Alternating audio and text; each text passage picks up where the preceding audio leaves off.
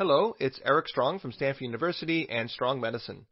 Today, in preparation for an upcoming series on anemia that I'll be posting next week, I'm discussing how to interpret the red blood cell indices of a CBC, such as the hematocrit, the MCV, and less well-known values like mean corpuscular hemoglobin concentration.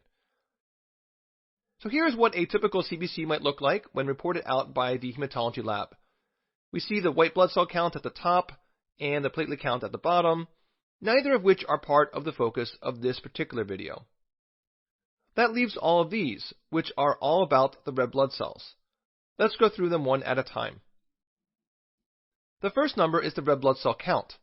This is analogous to the white blood cell count. It's the number of cells per microliter of whole blood.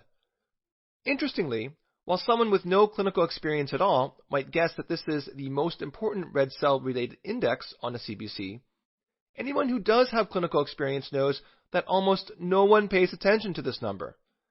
That's because what's actually the most important about the red blood cells is not how many there are of them, but rather how much oxygen they can carry. Bigger cells carry more oxygen than smaller ones, and cells with more hemoglobin in them carry more oxygen than those with less hemoglobin. In other words, not all red cells are the same. So a more relevant number for a clinician to worry about is the hemoglobin, which is the concentration of hemoglobin in whole blood. You'll notice that there are different normal ranges given for males and females. This difference has been speculated to be a consequence of both the increased testosterone in men and menstrual blood loss in women, but there is evidence that these explanations don't hold up, and it remains one of modern medicine's unanswered questions. The next index is the hematocrit. This is the fraction of blood volume that consists of intact red blood cells expressed as a percentage. What's cool about the hematocrit is that the only pieces of lab equipment necessary to estimate it are a centrifuge and a ruler, though modern labs actually don't even directly measure it at all, but rather calculate it from the RBC count and the MCV. As a general rule of thumb, the hematocrit tends to be about 3 times the hemoglobin concentration, a number which is just related to the units and has no magical significance. Because of the relative consistency in the ratio, when discussing patients on rounds and when calling consults, typically only the hemoglobin or the hematocrit are verbally reported, not both. Which the clinician chooses is personal preference and is likely strongly influenced by the institution and programs in which they trained. The MCV stands for the mean corpuscular volume, which is the average volume of a single red blood cell reported in units of femtoliters, which is 10 to the negative 15th liters.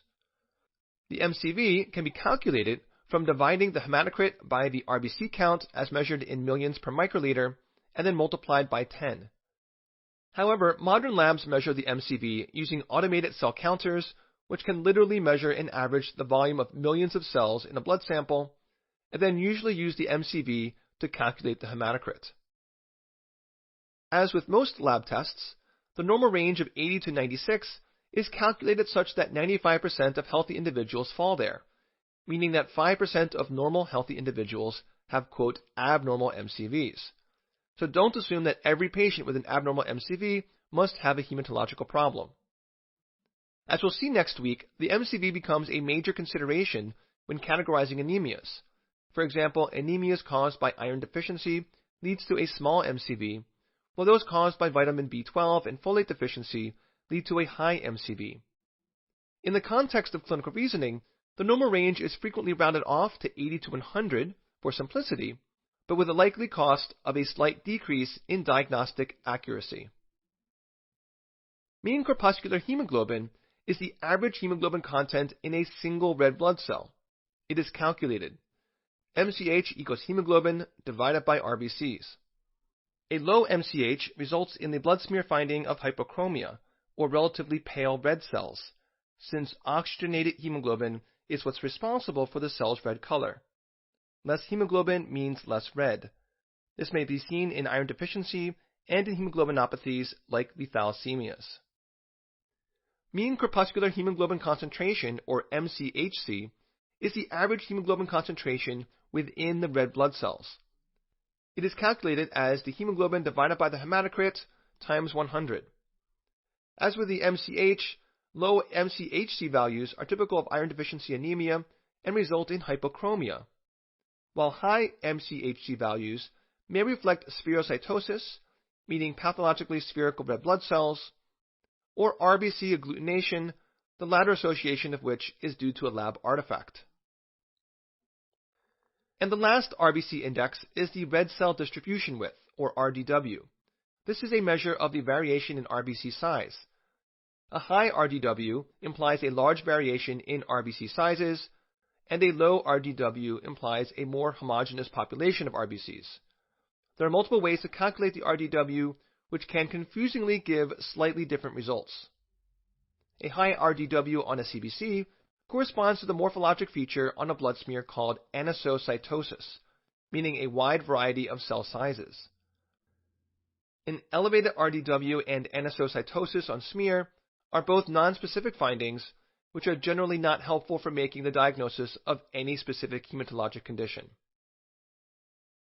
To summarize, the indices which modern labs directly measure are the red blood cell count, the hemoglobin, the MCV, and the RDW, and those which are usually calculated are the hematocrit, the MCH, and the MCHC. That's it for today's video. Once again, anemia videos are rolling out next week.